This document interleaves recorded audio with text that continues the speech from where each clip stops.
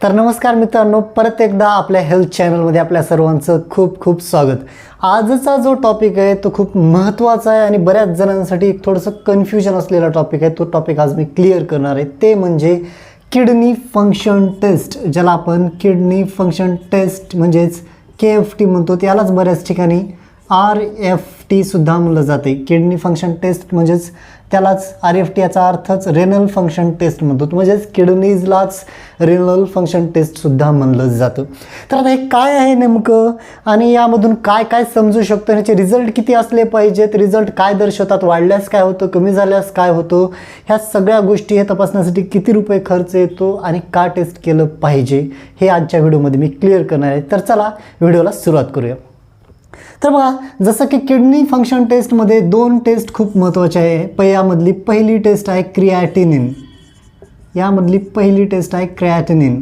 Okay. आणि 2 नंबरची taste आहे यामध्ये ब्लड युरिया नायट्रोजन, ज्यालाच आपण युरिया म्हणतो, BUN, ब्लड युरिया नायट्रोजन.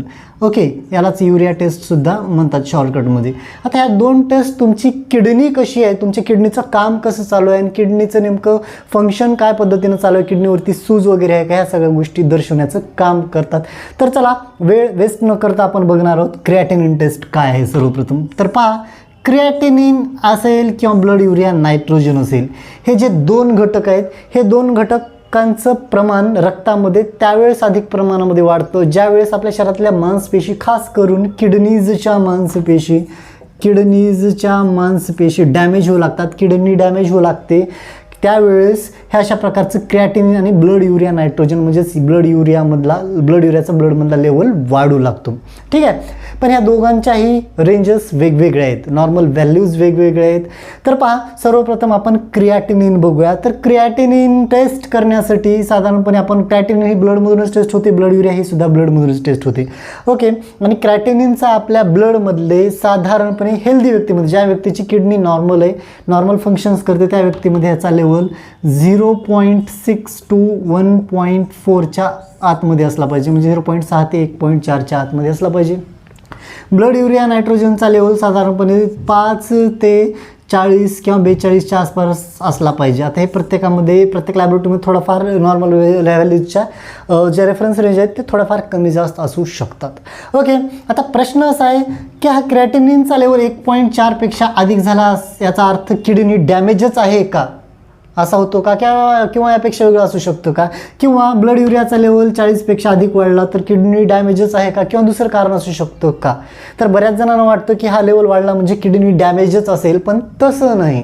अगोदर आपण बघूया की साधारणपणे हा लेवल किंवा हा युरियाचा लेवल किडनी डॅमेज न होता सुद्धा वाढतो का, तर वाढतो. तर ते कोणत्या व्यक्तींमध्ये, खास करून मी तुम्हाला जसं की सांगितले की काही व्यक्ती असं असतात की ज्यांचं शरीराचं एक्झर्शन डेली रुटीनमध्ये जास्त असतं, म्हणजे शरीरावरती ताणतणाव, मांसपेशींवरती ताणतणाव, मसल सेल्स अधिक प्रमाणामध्ये ब्रेकडाऊन होतात.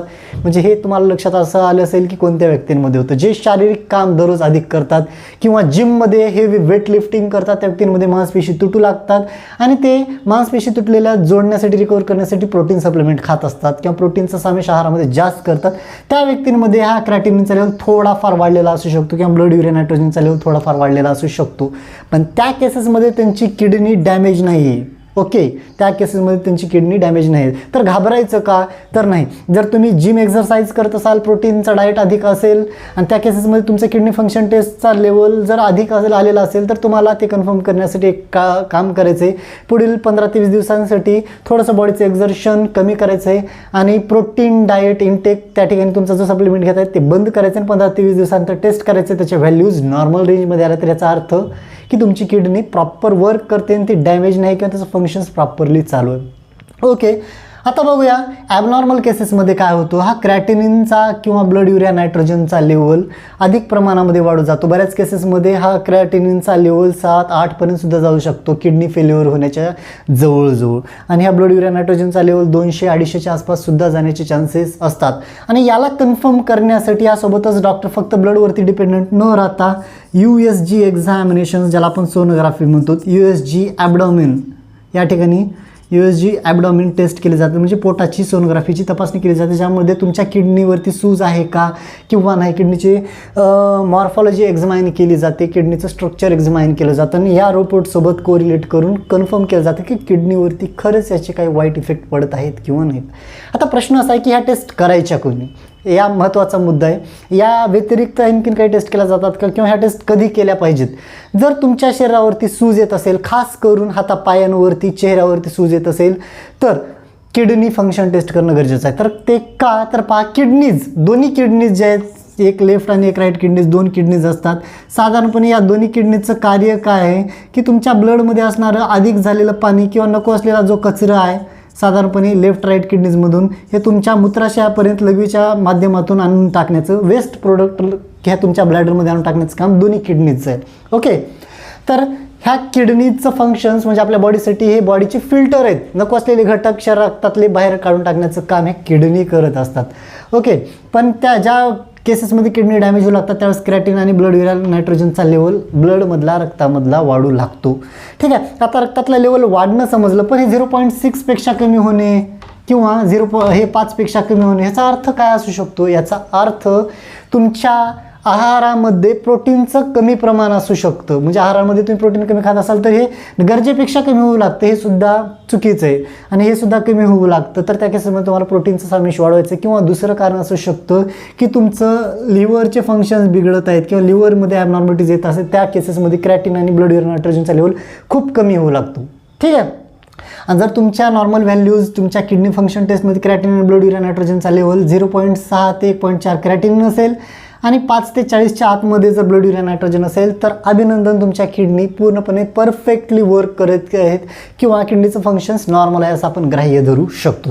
तर साधारणपणे USG एक्झामिनेशन्स आणि एक महत्त्वाची गोष्ट म्हणजे हे क्रिएटिनिन आणि ब्लड युरिया नायट्रोजनचा लेवल तपासण्यासाठी लॅबोरेटरीमध्ये तुमचं थोडंसं ब्लड घेतलं जातं, 1 ते 2 ml, आणि त्या 2 ml ब्लडमधून तुमचा creatinine blood urea nitrogen level test केला जाऊ शकतो. आणि या टेस्ट करण्यासाठी आजच्या तारखेमध्ये, म्हणजे मी आज व्हिडिओ रेकॉर्डिंग करत आहे, आजची जी डेट आहे ते साधारणपणे 7/7/2024 रोजी आज आम्ही या टेस्ट करण्यासाठी लॅबोरेटरीमध्ये किडनी फंक्शन टेस्ट करण्यासाठी फक्त आणि फक्त 300 रुपये घेतो आणि 300 रुपयांमध्ये तुमचे किडनीचे फंक्शन्स टेस्ट केले जाऊ शकतात.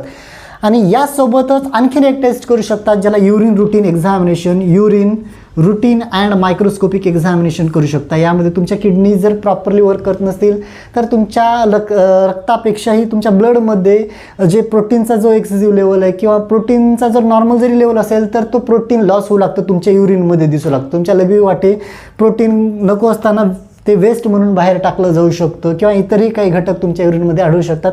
तर या टेस्टसोबत युरिन टेस्टसुद्धा करू शकता, ज्याचे चार्जेस 100 रुपये आहेत. म्हणजे टोटल तुमची रक्तामधून आणि लघवीमधून टेस्ट किडनीचे फंक्शन तुम्ही 400 रुपयांमध्ये करू शकता. त्याचं 5-50 रुपये, 100-1 रुपये इकडे तिकडे कमी असू शकतं. लातूर डिस्ट्रिक्टमध्ये सध्या हे रेट्स ह्या टेस्ट करण्यासाठी जे घेतले जातात.